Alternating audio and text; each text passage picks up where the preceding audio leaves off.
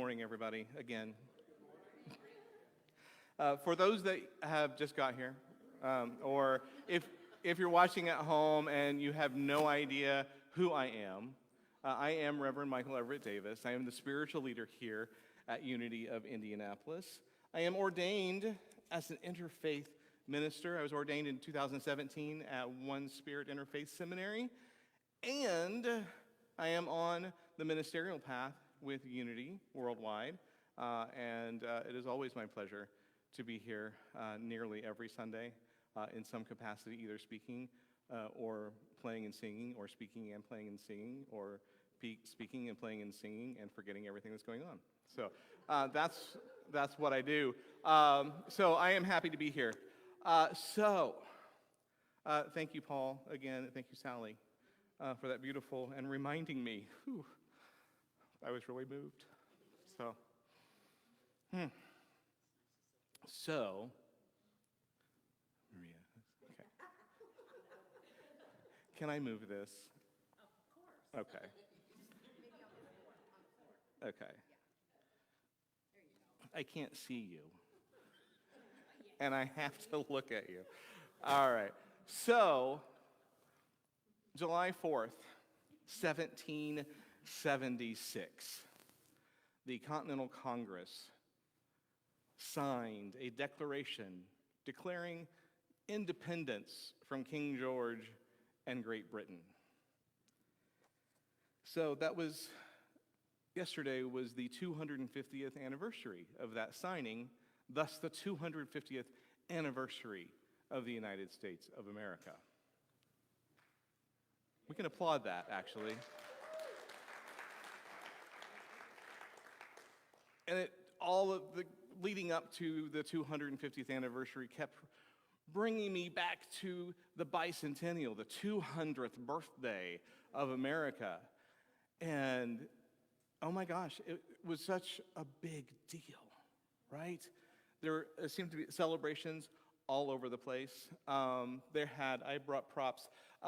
There was commemorative things all over, and there was the reprinting of the $2 bill with Thomas Jefferson's picture, the quarter, which had a Continental drummer on it, the 50-cent piece, which had Independence Hall, and the silver dollar that had the Liberty Bell. These were given to me at Easter 1976, and I've held on to them ever since. They've been in this little bank, and I remembered this morning, because the bank was just sitting there looking at me, and I was like, are those still in there? And yeah, they are. So I wanted to bring those in. So we had those things. Everything was the spirit of 76. It affected the way we decorated our houses. Everything was colonial. We were obsessed with colonial America at the time. There seemed to be parades in every town. I read yesterday on Facebook, someone said that summer they had a parade in their driveway. But what they were doing, they were practicing being in a parade because they were going to be in the big parade in town. So this year, leading into 250, seemed different.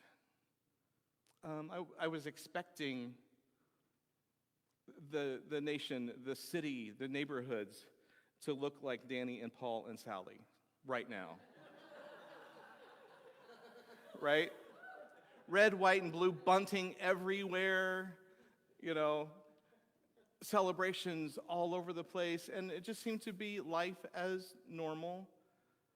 But with controversy after controversy, and with a nation so split to the extremes of far left and far right,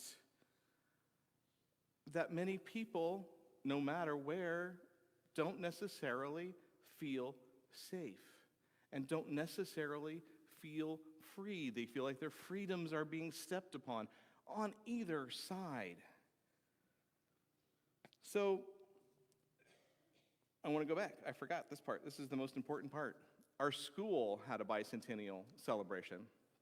You know what I'm going to say, Ed. So our school had a bicentennial celebration. We had music and games and food. It was a day away from school or from classes and stuff, and it was toward the end of the year. And the teachers had me participate in a play, if you can imagine. And it was a spoof off of the old game show To Tell the Truth. So, will the real Michael Davis please stand up? Okay. But it was called To Test the Truth, and I was one of the 3 George Washingtons. Of the 3 George Washingtons, I'm the only one that said my name is George Washington. All the others said my name is George Washington. It's Indiana, after all. And the only line I remember is the panel asked me, George Washington, number 3, who was Betsy Ross? And my response was, she was my teacher. So that was the only line I remember. So needless to say, I was not the real George Washington, even though I was the only one that said Washington. So I should have been, but neither here nor there. But it was just this amazing time. And so I don't know if I was 10 years old. Was I just naive of the world? Or are things different now? As I look on social media, I don't think I'm alone on feeling the way that I feel. So there were fewer celebrations this year, but we had a great celebration last night for sure.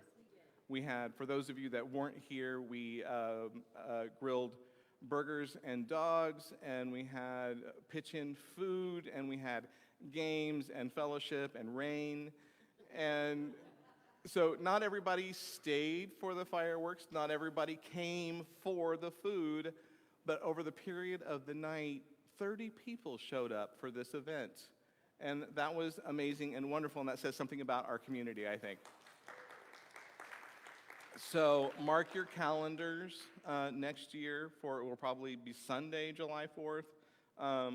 We'll do service in the morning, come back at 6, and we'll grill and have a pitch-in, and then sit out here. And we have the best view of the fireworks without being in the middle of the crowd. So we are our own crowd. So the freedoms that we feel like, well, actually, let me look back here. So not everybody feels safe, which takes me back to the words written by Thomas Jefferson 250 years ago. We hold these truths to be self-evident,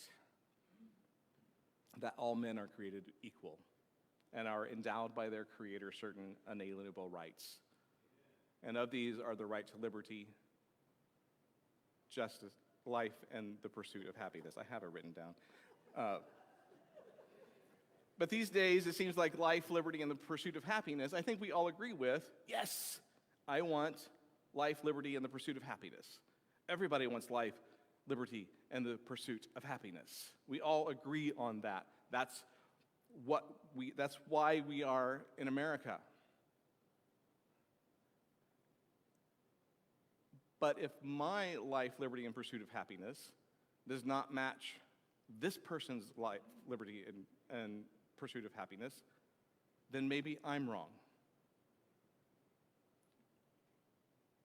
My life, liberty, and pursuit of happiness is not a competition with somebody else's life, liberty, and pursuit of happiness. And when we say that this person's life, liberty, and pursuit of happiness is wrong, then we're actually stepping on their liberty. We are taking it away. We are taking away their life, liberty, and pursuit of happiness. So these freedoms, this life, liberty, and the pursuit of happiness that Thomas Jefferson was writing about, these are physical. They're of the world.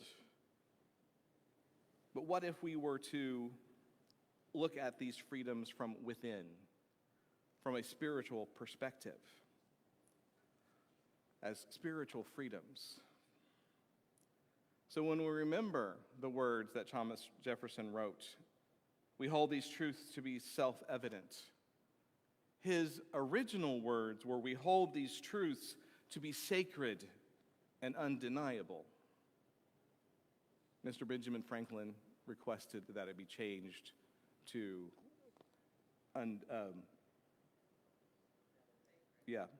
not sacred, but self-evident. But here at Unity, we do hold life, liberty, and the pursuit of happiness as sacred because they are spiritual gifts that we have received from the divine. And we know this through Unity Principle number 2. We are created in the image of the divine. Therefore, we hold the essence of the divine. I wish I could give credit to the person that said this, but I really, really like the way they put it. Not only were we made by God, we are made of God. So I had a random thought when I was working on this. I'm going to go ahead and say it. I don't know if it has anything to do with anything, but it makes my brain think. So 250 years ago, our leaders decided to declare independence, to separate from a king who was treating us as separate. So we were already treated as separate, but we're trying to be even more separate. But we all know that we are not separate. We are all part of one thing, and that is the one presence and the one power, and that is God, and that is also Unity Principle number 1 that we state every Sunday. So we do hold these truths. There is one presence and one power. We are made of God by God. These are sacred and undeniable. And therefore, we are created equal and given the divine gifts to express ourselves as our unique divine selves. So we need not look outside ourselves, but within to truly be free. I was looking at 2 Corinthians 3:17. It says, "Now the Lord is the Spirit, and where the Spirit of the Lord is, there is freedom." So in this second letter to the Corinthians that Paul wrote, he's talking about moving away from an old way of thinking, an old paradigm, and moving and shifting to a new belief. And the old way he describes as etched in stone. It represents living by external restraints, dogmas, judgment. Metaphysically, this is living from the restraints of ego or human mind, which can lead to spiritual death. He even refers to it as the ministry of death. And also in this case, when he's talking about spirit, spirit represents the indwelling divine mind, which brings grace, life, and alignment with the divine. In this letter, Paul references the veil that was covering Moses' face when he came down from the mountain with the 10 Commandments. It was covering his face because his light was so bright that it would blind the Israelites. They were not prepared to receive the truth.